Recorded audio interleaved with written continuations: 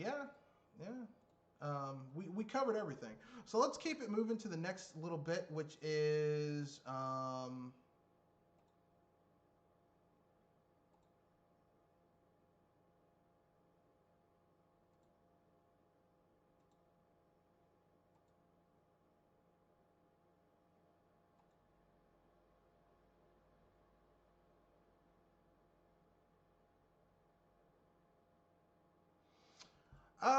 I mean, it can't be worse than what we've already got.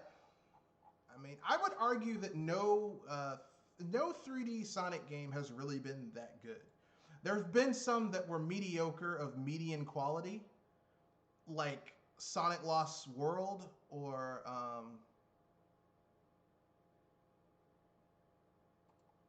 Sonic Unleashed, but most of the 3D Sonic games have been kind of shit. Like Sonic Team just doesn't know how to make good games, good 3D Sonic games.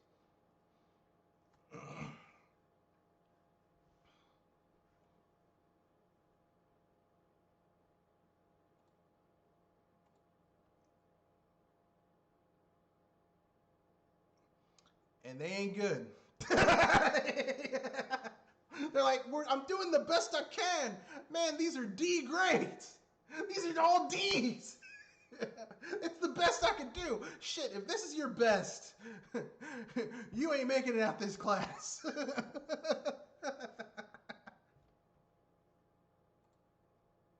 That's an F. Yeah, Sonic Forces, F.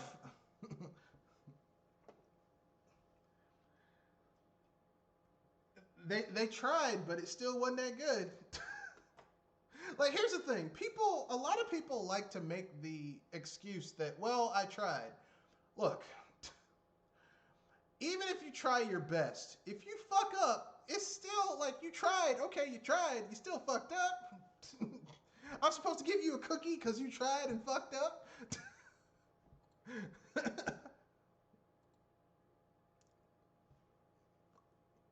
Yes, yes. But even if you try your best and you still get an F, you still got an F. You still failed. It just means you put a lot, which is even sadder when you try really hard and you still fail. That means that you were completely out of your realm of expertise. Next, so yeah, at this point, considering how shitty Sonic Team's games have been, Daisuke Sato, the Yakuza team lead, I mean, it can't be any worse than what they've been doing. Shit, just give them a chance. Give them a budget. Let them make a 3D Sonic game.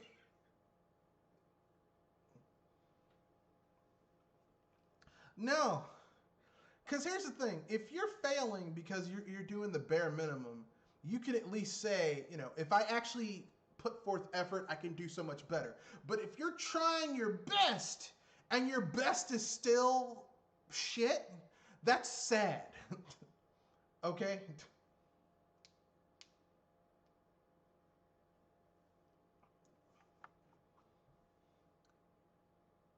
No, let's compare it. Let's compare it to like taking a test, right? If you take a test, okay, and you get 65% just completely BSing, that means that if you exert some effort, you can get a passing grade. But if you try your best and you get a 65, that means that you just should not be taking that class. You don't have the skill to be at that level, okay? And that's the problem with Sonic Team, is that their best is still pretty shit. Their best is not even close to being good enough. Their best is shit. Next, we have some news from Microsoft. Microsoft does not intend to block Switch ports of future Bethesda games. Your guys' thoughts about this? Microsoft does not intend to block Switch ports of future Bethesda games. Yeah.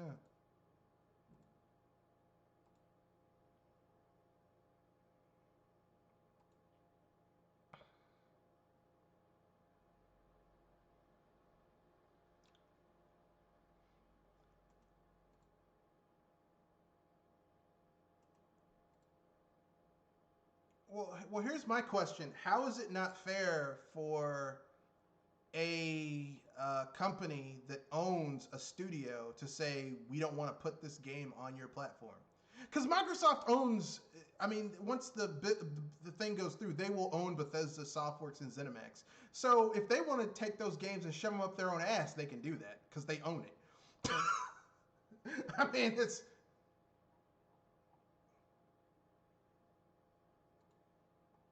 well, fuck them.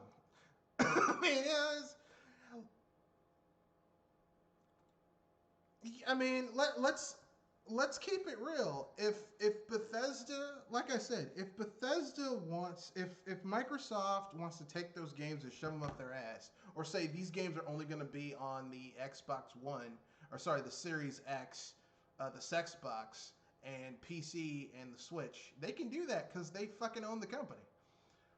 You know, that's not fair. It's my shit. I own it. It's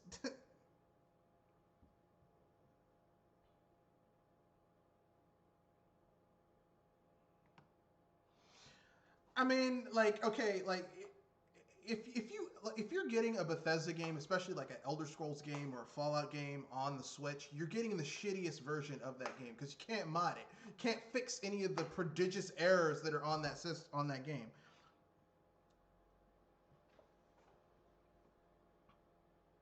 So, I mean, if you want the shittiest version of a Bethesda game, knock yourself out. I mean, I wouldn't do it, but you know.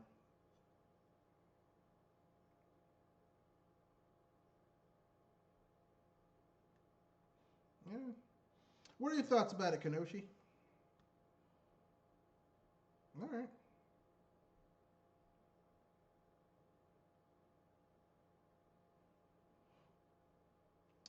I agree.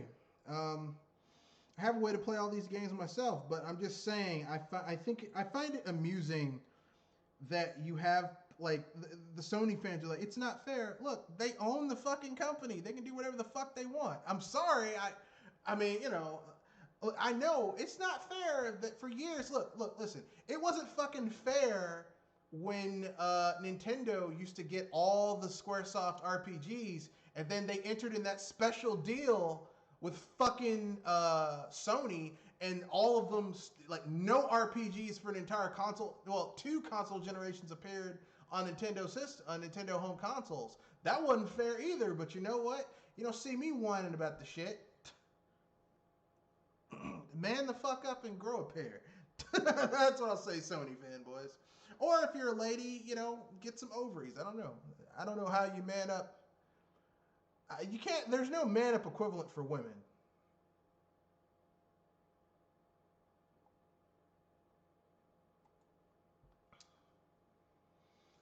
Yeah, but I mean, how many people do we know are adults that act like they're like 7?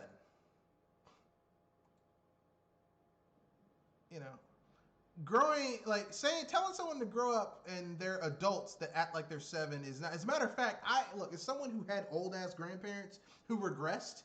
Like literally, they were 80 something years old and they acted like they were like 10.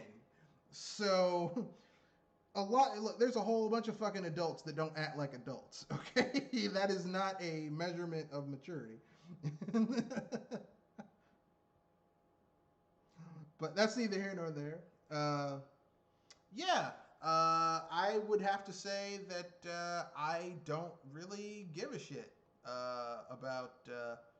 I don't care because anything I really want to play, I'm not getting it on the Switch because like, why would I want to play? Like, here's the thing. I've already been on the opposite end of that spectrum of getting the shittiest version of a Bethesda game because I bought Fallout 3 and Skyrim on the PS3. So I know a little something about getting the shittiest version of a Bethesda game on the system, and I'll be damned if I'm going to do that shit again. So no, I will not be getting any Bethesda game on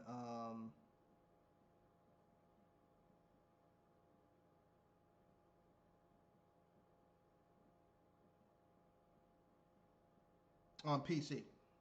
I mean, on the Switch.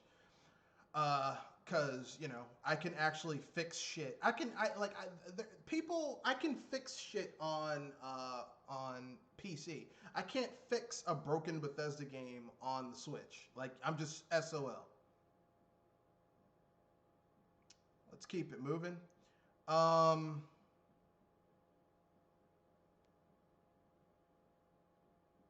oh yes, we have a nominee for asshole of the year. Tim Sweeney.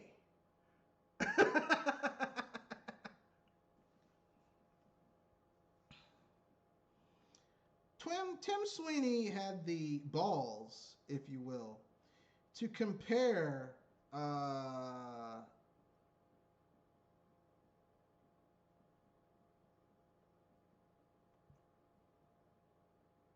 to compare his company's fight with Apple to the American civil rights movement.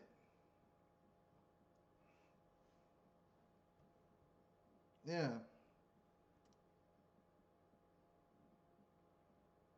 Yeah,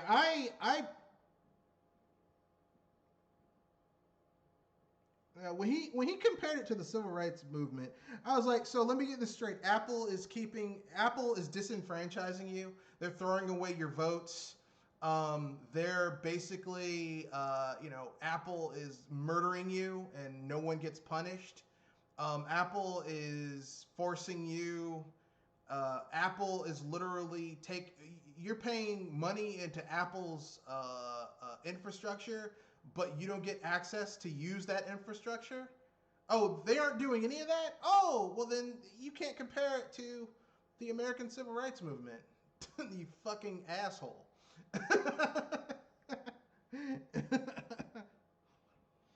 Like when a lily white person wants to compare their business struggles to the American Civil Rights Movement, where people literally died so that people could have basic rights that were being uh, held back from them by the people in power, that is a dick move. And Tim Sweeney can go fuck himself. Like that's how I feel about that. Like the fact that anyone would say some shit like that just automatically makes me say, okay, you know what? Any sympathy that I may have had for your argument, like literally deflated and flew out the window. Because you said some stupid shit. You said some stupid shit. Okay? You know,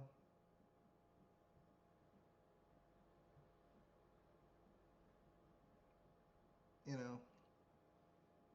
But it's Tim Sweeney.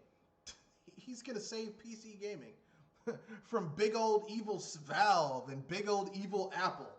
Like I keep on telling people this. All this shit is about money. All right, it has nothing to do with consumer rights or any of that shit. It's about money. It's about money. It all boils down to money. Okay, Tim Sweeney doesn't think he should be paying as much money as he does to use the infrastructure of Valve and Apple. That's all this shit's about, okay? It's about money, okay? And people are like, no, this is about our rights. I don't give a fuck about our rights. If this shit was about consumer rights, you would have consumers hiring lawyers to put a case to the FTC and in courts about how they don't like how shit is being done. Like those lawyers who filed a case against EA against loot boxes. That's consumer rights. This shit is a business not wanting to pay their fair share for using someone else's fucking infrastructure. That's all this shit is about. Anyway, next little bit of news. Star Wars Squadrons devs heard fans loud and clear, so they're adding one of the shittiest ships of all time to Star Wars Squadrons. The B-Wing!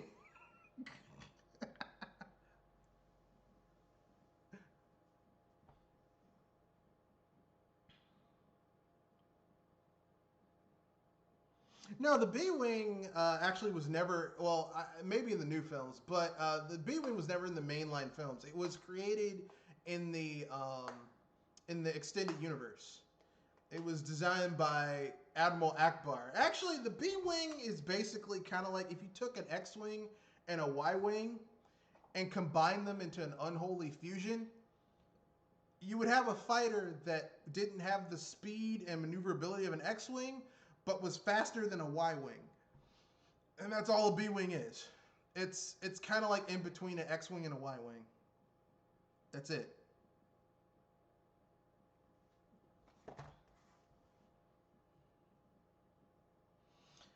I mean, it doesn't have an R2 unit, so it can't repair itself. And that kind of sucks. So...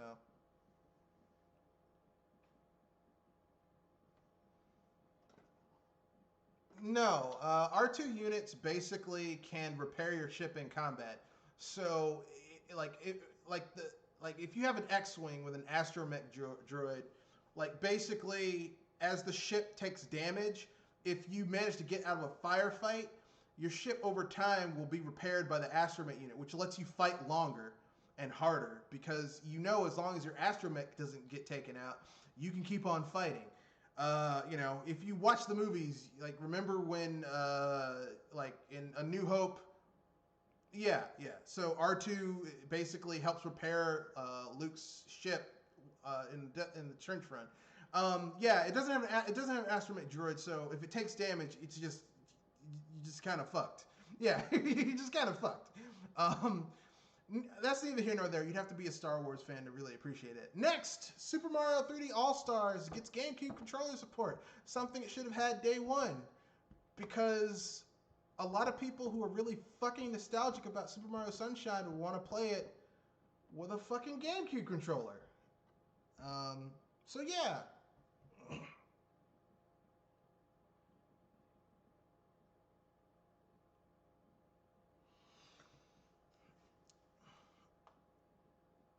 I mean, I wouldn't go that far. It's just if you're nostalgic, like, okay, if you're nostalgic about playing Super Mario 3D All-Stars and you're really into Super Mario Sunshine and they port it over, you would think day one, oh, and it also has GameCube controller support. No, we got to add that after the fact. Once again, Nintendo fixing something that should have been a day one thought to a developer, but whatever.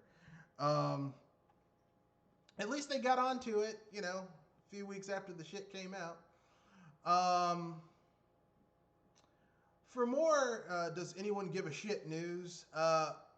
Jump Force, that game that no one gives a shit about, is adding Yoriuchi Shiohin and Gianno Giovanni.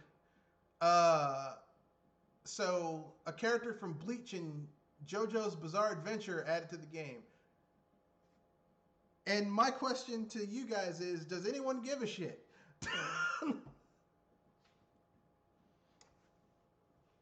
No, not even fighting game enthusiasts like Jump Force. No, not even.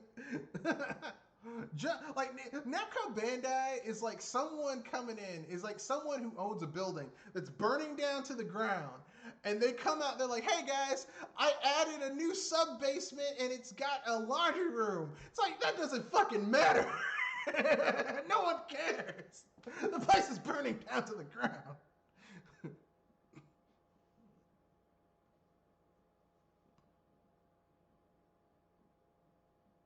No, not even fighting game fans. Let me put it this way. Mortal Kombat 11 adding Rambo and RoboCop, that was cool news. Smash Brothers adding new characters, people would give a fuck about that, even though Smash Brothers isn't really a fighting game. I know people categorize it at that, it really isn't. But Jump Force, a game that literally I don't think anyone gives a shit about. Like, yeah, guys, we're adding two characters that no one gives a fuck about either to a game that no one gives a shit about. It's a dual fecta. It's a trifecta of not giving a shit. Because Namco Bandai, instead of like, okay, here's the thing, okay? The idea behind Jump Force came from Jump's Superstars and Ultra Stars, which were 2D kind of Smash Brothers-esque fighting games on the DS and 3DS. And then They took that idea and made it into a 3D fighting game, which could have worked if they had only handled it well. But they literally went the worst way possible and created this bland, ugly fucking looking game with these characters that look like shit. Oh god, don't get me started. Plus, it's a buggy, broken piece of shit too on top of it. So it's just not a well-made game. Next, Asian retailers list English release for Persona 5 Scramble. Yeah, so instead of getting Persona 5 ported over to the Switch, you get this Muso game.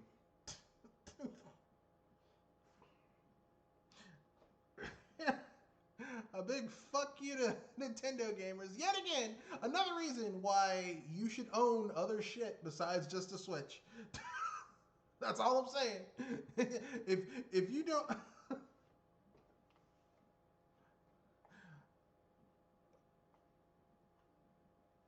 I used to be like that. I used to be like that until I realized that I was missing an entire genre of fucking games. With the PlayStation, like with the N64, I was missing an entire genre of games, RPGs. But I held on to my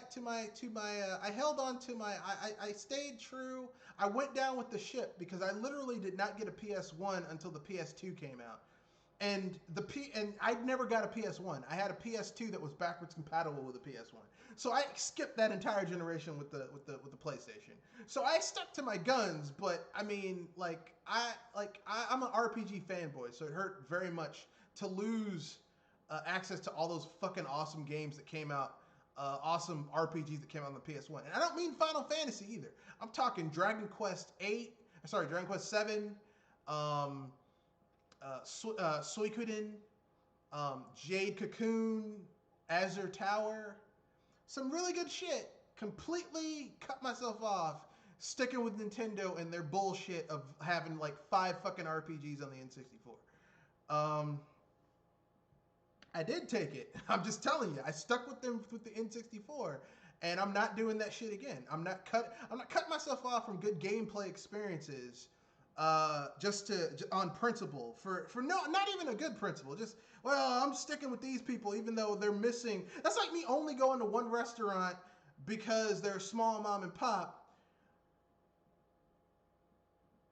and refusing to go to another restaurant that serves something that the mom and pop doesn't have. We'll never be at that restaurant. I'm not doing that.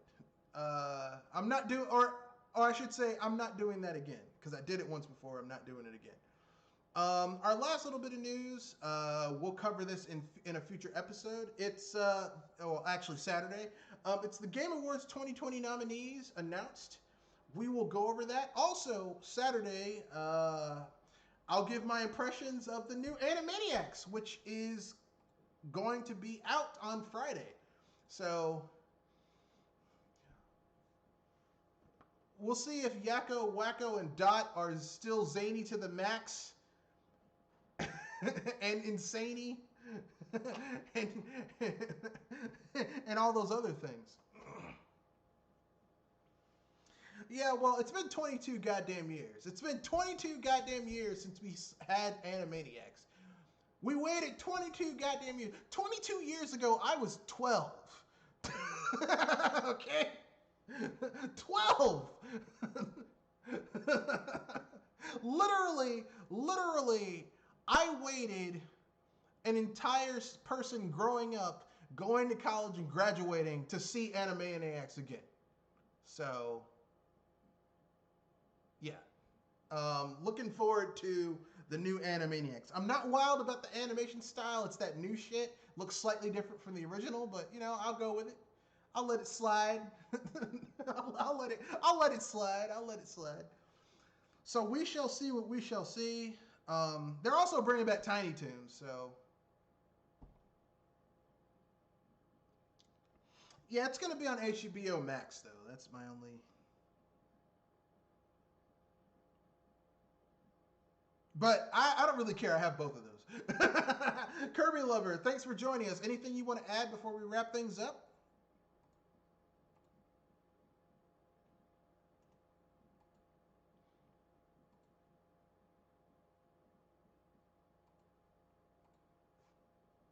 Yeah.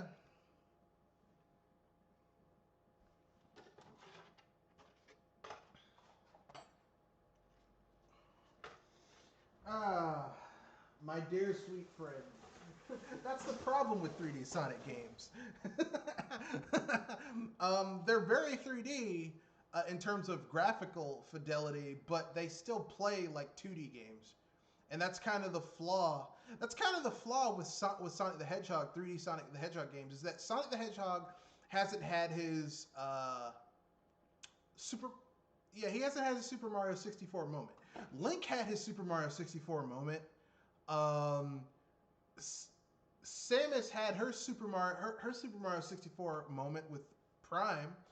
Um, eh, I mean, here's the thing: Pokemon doesn't like Pokemon works whether it's 3D or 2D. What?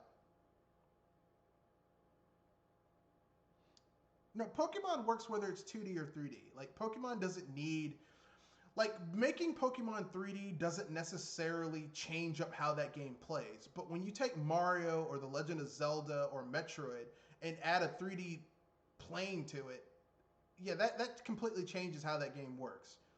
Um, like you have to completely change up how the world works, how puzzles work, how progression works. Everything has to change. Whereas with Sonic the Hedgehog, yeah, the 3D games are in 3D, but not really. Like the gameplay hasn't caught up to it being in 3D. Not even that. It's just the gameplay concepts, like how you get around. Like, okay, you're still grinding on rails. You're dodging enemies on 3 or 4 rails. You're jumping from rail to rail.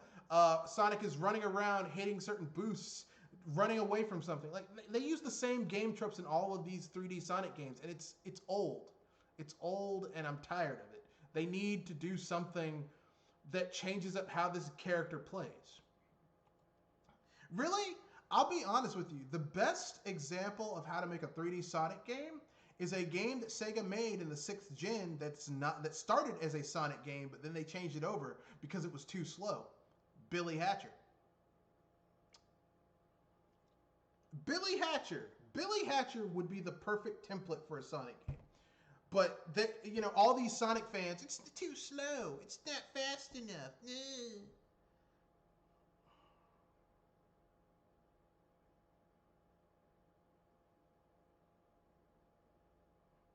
Well, Billy Hatcher originally was Yuji Naka's last game that he made at Sega, and originally he wanted to make that into a Sonic game, a 3D Sonic game for the 6th gen.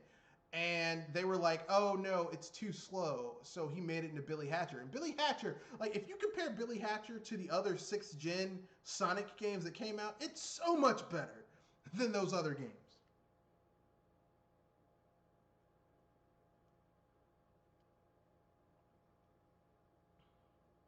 I disagree. Sonic Adventure is not good. What? What'd you say, Kenoshi?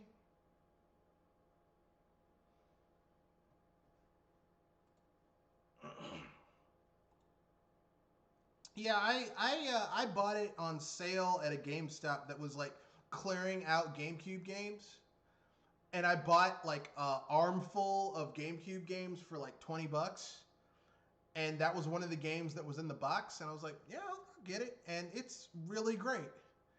Like Billy Hatcher is one of those mascot characters that because the Sonic fanboys just refused to play something different, that kind of fell out by the wayside.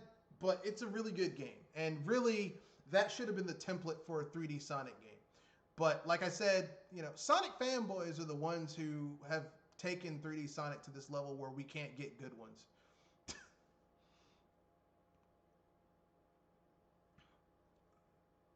They are the instrument of their own destruction.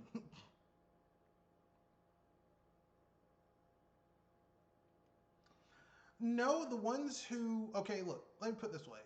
To me, most of the Sonic 3D games have ranged from being mediocre to terrible.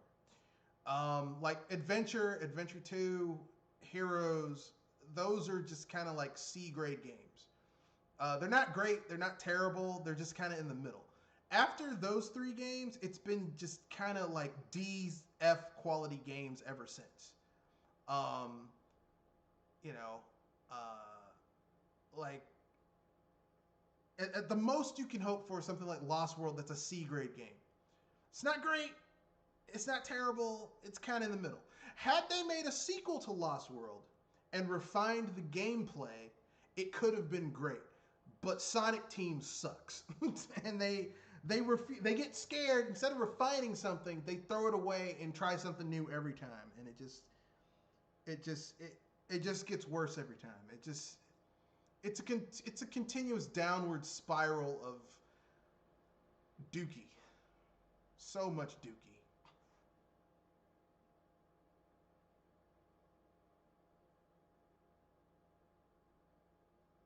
And I can't take it anymore. So I've given up on Sonic the Hedgehog. I've given up on the character. At least 3D game wise. 2D, those games are awesome. 3D, no more. No more second chances. No more we'll do better next time, because Sonic Team has had many next times, and every time, almost without fail, it's been a mediocre to terrible experience. You know, and I know they say hope springs eternal, but I'm all out of hope. There's no hope left.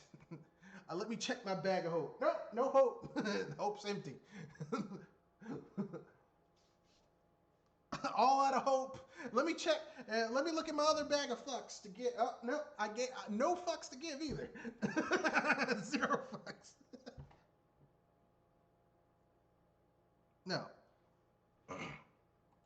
So I have no respect for Sonic Team anymore. Because most of the 3D Sonic games have been trash. Just like, I mean, at this point, I feel the same way about Sonic Team that I feel about Square Enix with their Final Fantasy games. Like, basically, like, you could do a mathematical formula about Final Fantasy as it is over the last few console generations. The prettier the Final Fantasy has gotten, the worse the gameplay has gotten, the lower the quality the games have become. Because they lean so heavily on the games looking great that everything else suffers. Like Final Fantasy 13 graphically was a very pretty game. Everything else sucked, but it looked good. You know? Like, I think Final Fantasy, the mathematical formula for Final Fantasy should be the better the graphics, the worse the gameplay. You know, when you lean heavily on a gimmick, which the gimmick for Final Fantasy is the graphics, because they already like, man, this game looks gorgeous. Why should I care about what an RPG looks like? It's an RPG. No one cares about no one should care about, because you have to remember the roots of RPGs is tabletop gaming, where you didn't have graphics. All you had was your imagination, and if you were lucky, maybe little figurines and maybe pictures in the player handbook, and that was it. So you guys should be focusing on story and character development, but no. Look at those graphics.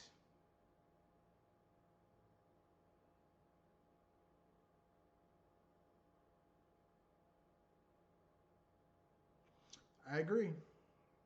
But people will never stick with it. Kenoshi, you have an unpopular opinion? Yes, no, maybe so.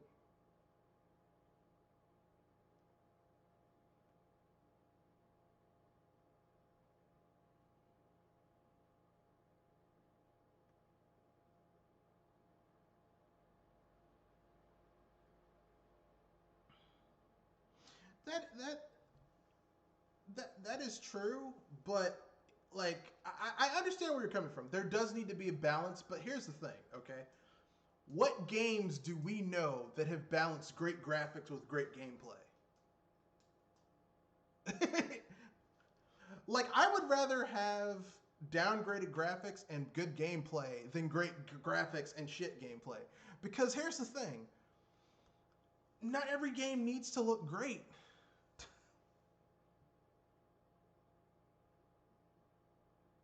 But a game, I mean, it's in the name. Like a game, you know, gameplay.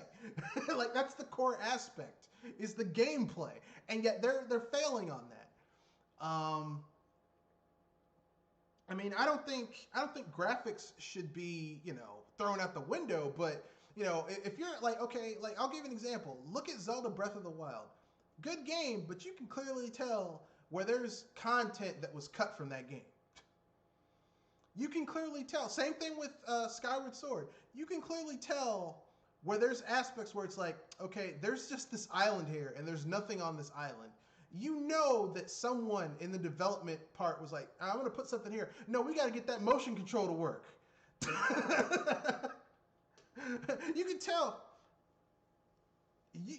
You can tell that Breath of the Wild, you can tell that there are aspects of that game where they were like, man, I wish we could put a dungeon here and some real stuff. Like, I know there's a part in the Goron area where you have to ride on this cart and use these bombs to shoot these towers. And I'm like, this would have been an awesome dungeon puzzle. But no, they had to make that physics engine work. It's like they're allocating resources and stuff that really should not matter. Or at least not matter as much as the core aspect, which is gameplay. Gameplay matters more than everything else. Then it goes gameplay, depending on the game. Like if you're talking like a simulation, like a sports game or a racing game, graphics do matter. But if it's an RPG, I want gameplay, story, then graphics. But that's just me. Anything else you guys want to add before we wrap things up? Anything you guys want to pimp out? Go ahead.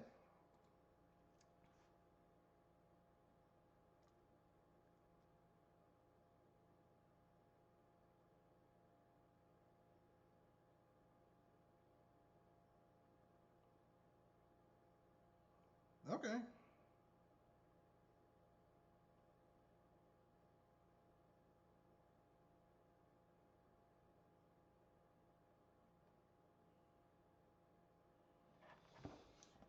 Man, that's your opinion. You're entitled to it, man. Man, you can look, man. Everyone's gonna have their favorite Pokemon generation, no matter who you are. So whatever makes you happy. Me personally, I wrote off Pokemon a long time ago. I jumped out of that car and it went over the cliff and blew up a long time ago, my friend. Yeah. You guys remember that scene from Groundhog Day, where the cameraman's like, "Oh, he might be okay," and then the van blows up. He's like, "Oh, or maybe not." like Pokemon blew up a long time ago for me. I gave up a long time ago. Kenoshi, anything you want to pimp out before you wrap things up? All right. So with that being said, in order to get in touch with the channel, you can reach me at Mr. Red Fox, aka BS Busters, at mrredfoxbsbuster@gmail.com, or you can reach me on Twitter at Matthew Wesley at mrredfox91, or there's a link to the Discord, to the BS Buster Discord under the video. You click on that, you can join. Now, we have rules in our Discord. You can cuss, just don't use pejorative statements against different socioeconomic groups or people that have gender identity. So you can't call people the F word, the R word. You can't make slurs against people's sexuality, stuff like that. But hey, you can use a-hole, F word. I don't care. Just knock yourself out.